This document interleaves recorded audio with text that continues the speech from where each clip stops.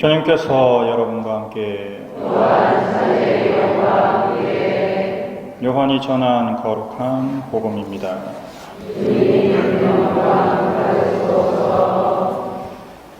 그때 예수님께서는 야곱이 자기 아들 요셉에게 준 땅에서 가까운 시카르라는 사마리아의 한 고을에 이르셨다. 그곳에는 야곱의 운물이 있었다. 길을 건너라 지치신 예수님께서는 그 운물가에 앉으셨다. 때는 정오 무렵이었다. 마침 사마리아 여자 하나가 물을 기르러 왔다. 그러자 예수님께서 나에게 마실 물을 좀 다오 하고 그 여자에게 말씀하셨다. 여자들은 먹을 것을 사러 고을에 가 있었다. 사마리아 여자가 예수님께 말하였다. 선생님은 어떻게 유다 사람이시면서 사마리아 여자인 저에게 마실 물을 청하십니까? 사실 유다인들은 사마리아인들과 상종하지 않았다. 예수님께서 그 여자에게 대답하셨다. 너가 하나님의 선물을 알고 또 나에게 마실 물을 좀 다오 하고 너에게 말하는 이가 누구인지 알았더라면 오히려 너가 그에게 청하고 그는 너에게 생수를 주었을 것이다. 그러자 그 여자가 예수님께 말하였다. 선생님, 두레박도 가지지 않으시고 운물도 깊은데 어디에서 그 생수를 마련하시렵니까? 선생님은 저희 조상 야곱보다 더 훌륭한 분이라는 말씀입니까? 그분께서 저희에게 이 운물을 주셨습니다. 그분은 물론 그분의 자녀들과 가축들도 이 우물물을 마셨습니다. 예수님께서 그 여자에게 이르셨다. 이 물을 마시는 자는 누구나 다시 목마를 것이다. 그러나 내가 주는 물을 마시는 사람은 영원히 목마르지 않을 것이다. 내가 주는 물은 그 사람 안에서 물이 솟는 샘이 되어 영원한 생명을 누리게 할 것이다. 그러자 그 여자가 예수님께 말하였다. 선생님, 그 물을 저에게 주십시오. 그러면 제가 목마르지도 않고 또 물을 기르러 이리 나오지 않아도 되겠습니다.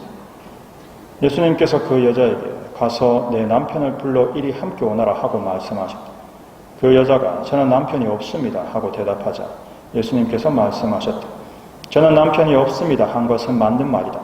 너는 남편이 5이나 있었지만 지금 함께 사는 남자도 남편이 아니니 너는 바른 대로 말하였다.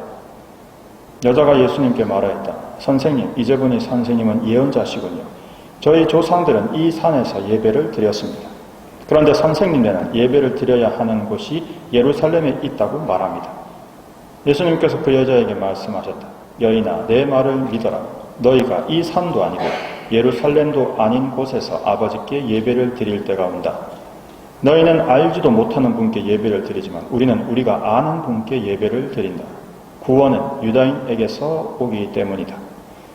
그러나 진실한 예배자들이 영과 진리 안에서 아버지께 예배를 드릴 때가 온다. 지금이 바로 그 때다. 사실 아버지께서는 이렇게 예배를 드리는 이들을 찾으신다. 하나님은 영이시다. 그러므로 그분께 예배를 드리는 이는 영과 진리 안에서 예배를 드려야 한다. 그 여자가 예수님께 저는 그리스도라고도 하는 메시아께서 오신다는 것을 압니다. 그분께서 오시면 우리에게 모든 것을 알려주시겠지요 하였다. 그러자 예수님께서 그 여자에게 말씀하셨다. 너와 말하고 있는 내가 바로 그 사람이다. 바로 그때 제자들이 돌아와 예수님께서 여자와 이야기하는 것을 보고 놀랐다. 그러나 아무도 무엇을 찾고 계십니까? 또는 저 여자와 무슨 이야기를 하십니까? 하고 묻지 않았다. 그 여자는 물동이를 버려두고 고을로 가서 사람들에게 말하였다. 제가 한 일을 모두 알아맞힌 사람이 있습니다. 와서 보십시오. 그분이 그리스도가 아니실까요? 그리하여 그들이 고을에서 나와 예수님께 모여왔다. 그러는 동안 제자들은 예수님께 스승님 잡수십시오 하고 권하였다. 그러나 예수님께서 나에게는 너희가 모르는 먹을 양식이 있다 하시자 제자들은 서로 누가 스승님께 잡수실 것을 갖다 드리기라도 하였다는 말이냐 하고 서로 말하였다. 예수님께서 다시 그들에게 말씀하셨다. 내 양식은 나를 보내신 분의 뜻을 실천하고 그분의 일을 완수하는 것이다. 너희는 아직도 넉 달이 지나야 수확할 때가 온다 하고 말하지 않느냐. 자, 내가 너희에게 말한다. 눈을 들어 저 밭들을 보아라. 곡식이 다 익어 수확할 때가 되었다. 이미 수확하는 이가 삭슬 받고 영원한 생명에 들어갈 알곡을 거두어 드리고 있다. 그리하여 씨 뿌리는 이도 수확하는 이도 함께 기뻐하게 되었다. 과연 씨 뿌리는 이가 다르고 수확하는 이가 다르다는 말이 옳다.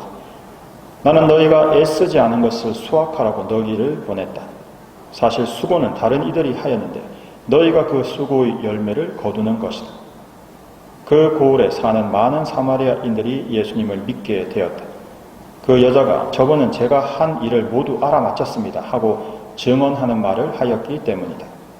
이 사마리아인들이 예수님께 와서 자기들과 함께 머무르시기를 청하자 그분께서는 거기에서 이틀을 머무르셨다. 그리하여 더 많은 사람이 그분의 말씀을 듣고 믿게 되었다. 그들이 그 여자에게 말하였다. 우리가 믿는 것은 이제 당신이 한 말 때문이 아니오. 우리가 직접 듣고 그분께서 참으로 세상의 구원자이심을 알게 되었소. 주님의 말씀입니다.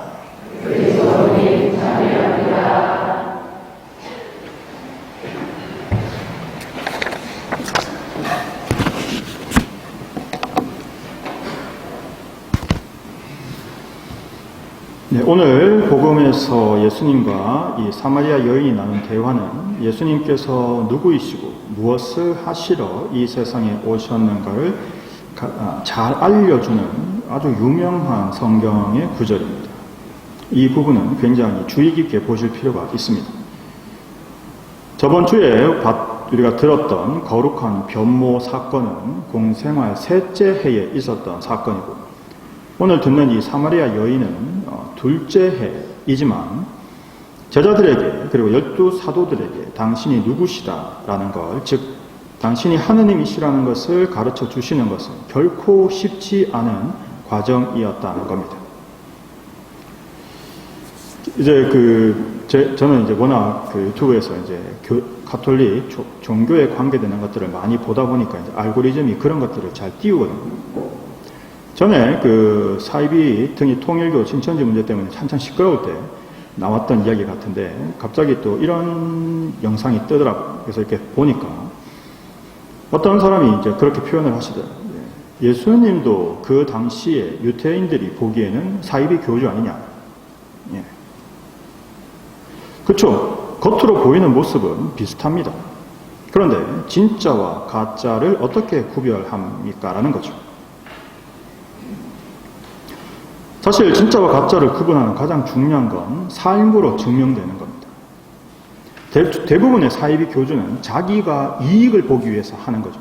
어떤 사이비 교주도 자기의 목숨 바치는 사람은 없습니다. 그건 바보짓이죠. 왜냐하면 내가 지금 여기서 부귀 영화를 누리고 다른 사람 위에 군림하면서 떵떵거리고 살고 싶어서 그 짓을 하는 건데 내가 죽어버리면 무슨 의미가 있습니까?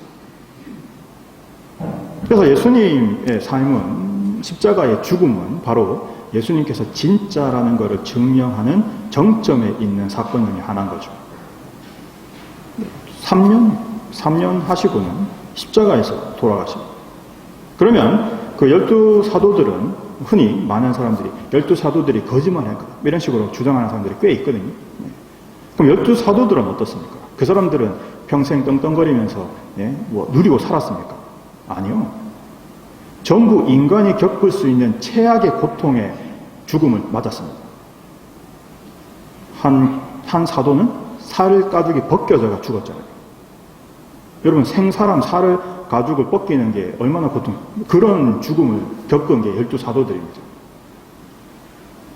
또 초기 로마 순교자들은 어떻습니까? 사자에게 잡아먹히고 불태워지고. 결국 가톨릭 교회가 당하고 있는 고통은 이 세상 안에 이 예수님의 가르침이 진리라는 것, 진짜라는 것을 증명하는 과정인 거죠. 따라서 충분한 증거들을 우리에게 보여주시고 들려주시지만 결국 그것을 믿을 거냐 안 믿을 거냐라는 결정은 내 의지인 겁니다. 나의 결정인 거죠. 결국 나의 의지와 나의 자유로 결심하고 나의 의지와 나의 자유로 실천해야 이게 상을 받을 만한 건지 벌을 받을 만한 건지가 결정되는 겁니다. 그것이 의미가 있는 거죠. 나의 의지와 상관없이 이루어지는 일이라면 어떻게 상을 받거나 벌을 받을 수 있겠습니까? 결국 우리가 잘못된 길을 따른다면 부역자, 즉 권력에 빌붙어서 나의 어떤 판단 없이 잘못된 길을 따라가게 되면 결국 그 존재의 끝은 그 악한 존재의 따라 멸망할 뿐입니다. 따라서 제1독서에서 모세는 이 불평불만을 내뱉는 이스라엘 민족 앞에서 바위를 갈라서 물을 터뜨리죠. 이 바위가 어떤 바위인지 한번 잠깐 보겠습니다.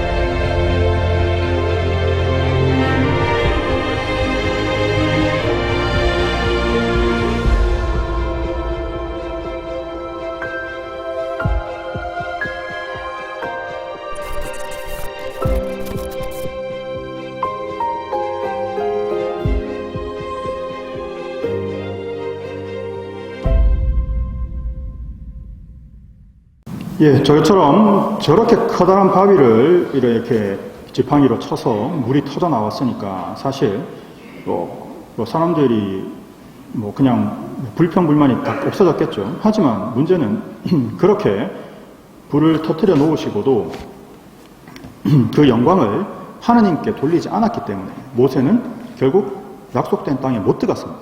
요르단 강을 건너지 못하고 그 건너편에서 마지막 죽음을 맞이할 수밖에 없었죠. 이렇게 보면 하나님께서 출애굽 동안 놀라운 기적들로 이스라엘 민족을 이집트에서 끌어내셨지만 여전히 이스라엘 민족은 끊임없는 불평불만 요구사항으로 자신의 이익만을 찾는 모습을 보여줍니다. 참으로 인간적인 모습이죠. 사실 오늘 이 복음의 사마리아 여인도 참 인간적인 모습을 보여주죠. 이 대화를 들어보면 참 인간이다 라는 말이 절로 나옵니다. 계속된 전도 여행으로 지치신 예수님께서 이제 우물가에 앉아 계시죠. 어떤 여인이 물을 길러 옵니다. 이스라엘 우물은 보통 깊이가 깊기 때문에 아까 보셨죠? 물이 상당히 밑에 있습니다. 따라서 두레박 없이는 물을 마실 수가 없습니다. 그래서 사람에 대한 차별이나 편견이 없으신 예수님께서는 물을 좀 달라고 청하죠. 사마리아인들을 이방인보다 못하게 생각하는 유다인들은 상종하지 않았다. 이 말을 거는 정도가 아니고 아예 쳐다보거나 하지도 않는 거예요. 그런데 오히려 말을 거니까 저한테 말을 다 거시네. 사마리아인이라서 저하고 상종 안 하시는 게 아닌가 이렇게 오히려 이제 물어본 거죠. 그때 이제 예수님께서는 나는 영원한 생명, 은총을 주는 하느님이다라고 말을 하시는 겁니다. 물론 그 대화에서 이렇게 직접적으로 하는 게 아니라 그 주고받는 대화의 결국 결론은 내가 바로 너희들이 기다리고 모든 것을 가르쳐 주긴다고 생각했던 바로 그 그리스도 메시아 구세주 즉 하느님이다라고 말씀하시는 거죠. 그리고 내가 주는 그 물을 생명의 물을 얻는 사람은 영원히 목마르지 않고 물이 솟는 샘이 되어서 다른 사람에게도 은총을 나누게 될 거다라는 이야기를 하시는 거예요. 그래서 그 여인은 그 말을 듣고도 그 물을 달라고 합니다. 왜냐하면 그냥 진짜 인간적으로 나 이 물 들어 나와가지고 이 물 맨날 길는 게 너무 힘든데 이제 더 이상 물 안 길러도 되잖아요. 이 이야기 한 겁니다. 인간적인 차원에서. 그런데 예수님께서는 오히려 그걸 다른 사람을 위한 은총의 샘을 기를 수 있는 그런 것으로 들어 높여주시죠. 그럼 어디서 그 은총의 샘인 영원한 생명을 얻을 수 있느냐? 바로 그것이 영과 진리 안에서 아버지께 예배를 드릴 때다라고 말씀하십니다. 바로 미사죠. 그죠? 성령과 진리의 성경 말씀 속에서 참된 예배를 드리는 것이 바로 미사입니다. 주님께서 여러분과 함께 또한 사제의 영과 함께 저한테 하는 게 아니고 제 영한테 인사하시는 게 아니고 저를 신부로 만든 성령께서 이 미사를 집전하시고 성령의 힘으로 이 미사가 거룩하게 되는 것. 저는 아무것도 아닙니다. 성체가 되는 것은 성령께서 내려오시는 거죠. 바로 영의 제사 그리고 진리의 말씀. 오늘 이 복음의 말씀이 선포되듯이 진리의 말씀 속에서 우리는 영과 진리 안에서 예배를 드리고 있는 거죠. 바로 이 은총의 샘, 영원한 생명 이신 예수님을 받아 먹고 예수님을 받아 마시고 우리 안에 영원한 생명, 은총의 샘을 간직하게 된다는 겁니다. 사마리아 여인은 이런 자신의 체험을 이웃에게 전했고 그걸 믿었던 사람들, 이 부분만 보더라도 이스라엘 유다인들보다 훨 낫지 않습니까? 여자들이 뭐라 그러면 유다인들은 뭐라고 합니까? 여자들이 뭔 증언이 되나? 이런 소리 하잖아요. 사마리아인들은 오히려 낫습니다. 와서 여인이 증언을 하니까 가보자. 그래서 이틀이나 그들과 함께 머무르시면서 결국 예수님과 함께 이틀을 보냈던 그 마을 사람들은 예수님을 구세주로 고백하죠. 예수님 시대 사람들은 이처럼 직접적인 예수님과의 경험을 통해서 예수님께서 하느님이심을 알아갔지만 우리는 이미 예수님께서 하느님이심을 믿고 있습니다. 따라서 우리에게 복음 말씀은 예수님의 말씀을 이해하고 다음 단계로 더 깊어져야 되는 초대라는 거죠. 이스라엘 민족 그 당시 예수님이 살고 계셨던 시대의 사람들이 예수님을 드디어 느끼고 하나님이시구나라는 이 기초 단계에 도착을 한 거라면 우리는 여기 있으면 안 되죠. 우리는 이미 이 기초를 넘어서서 수천 년 동안 쌓아온 예수님에 대한 지식을 발휘해야 되는 사람들이 되지 않습니까? 그러니까 그 당시 사람들의 이해보다는 훨씬 높은 단계에서 예수님의 복음을 실천하고 그것을 이해하고 그것을 내 것으로 만들기 위해서 노력하는 사람이 되어야 한다는 겁니다. 즉 아까 보셨던 그 르이빈 바위 무리바에서처럼 단지 물이 터져 나오는 게 중요한 게 아니라 그 딱딱한 바위에서 샘이 터지듯이 굳어있는 그리고 꽉 막힌 불평불만하는 이 내 마음에 하나님의 은총의 샘, 영원한 생명이 샘솟아서 나를 변화시키고 사마리아 마을 사람들처럼 하나님을 찾고 하느님과 함께 살고자 하는 사람이 되어야 한다라는 겁니다.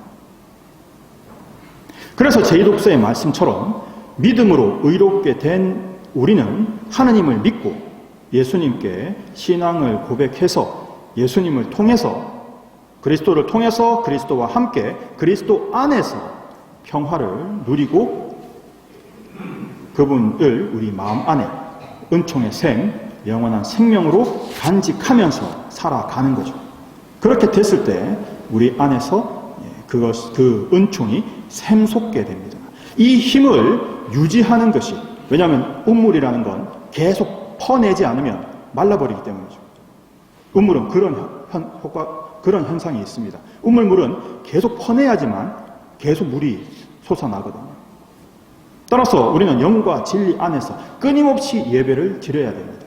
즉 말씀과 성체의 식탁인 이 미사에 나와서 온 마음과 온 정신을 다해 하나님과 사랑의 일치를 계속 이루어 나갈 때 우리는 영원한 희망 속에서 살아가게 되는 거죠. 제2독서의 말씀처럼요. 이 희망은 어두움 속에서도 우리를 강하게 해줍니다. 따라서 높은 산에서 우리가 하나님을 체험하고 하나님의 마음을 느끼고 이제 삶의 자리로 내려왔습니다. 자, 여기서 우리는 우리에게 생명을 주는 분이 누구신가? 물이 우리의 생명을 주듯이 또 그 운물이라는 곳은 많은 사람들이 함께 모여서 생명을 찾는 친교의 자리죠. 그래서 그 운물가에서 우리는 하나님을 발견하고 하느님을 전하고 그 전한 하느님을 서로 공유하면서 우리가 함께 하느님을 나누게 됩니다. 그 생명의 물을 서로 나누게 되는 거죠. 따라서 높은 산에서 만난 바로 그분이 이 낮은 자리에 우리와 함께 계시면서 진리를 가르쳐 주시고 영원한 생명, 은총의 샘을 주고 계시는 거죠. 물은 생명이고 물이 없으면 우리는 죽듯이 영원한 생명, 하느님 없이는 우리의 생명도 없습니다. 따라서 성령과 진리의 예배인 이 거룩한 미사를 통해서 생명과 구원을 간직하고 영원한 희망으로 살아가는 예수님의 제자, 하느님의 자녀들이 됩시다. 아멘.